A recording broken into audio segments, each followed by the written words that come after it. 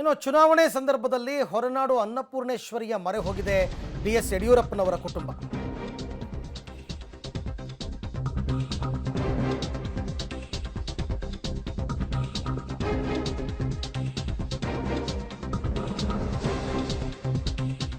ಬಿಜೆಪಿಯಲ್ಲೇ ಸಾಕಷ್ಟು ಜನ ಯಡಿಯೂರಪ್ಪನವರು ವಿರುದ್ಧವಾಗಿ ಮಾತನಾಡ್ತಾ ಇದ್ದಾರೆ. ಶತ್ರುತ್ವ ಜಾಸ್ತಿ ಆಗ್ತಾ ಇದೆ.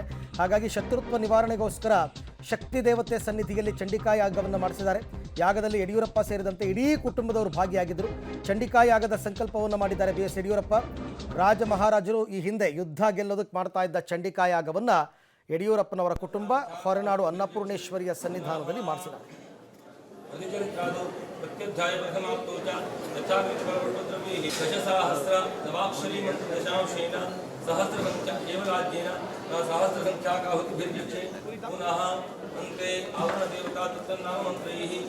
ನಾಡಿನ ಎಲ್ಲ ಕಡೆ ಸಕಾಲಕ್ಕೆ ಮಳೆ ಬೆಳೆಯಾಗಿ ಸಮೃದ್ಧಿಯನ್ನು ಕೊಡಲಿ ಅನ್ನುವಂಥ ಪ್ರಾರ್ಥನೆಯನ್ನು ಮಾಡ್ಕೊಂಡು ಬಂದಿದ್ದೇನೆ.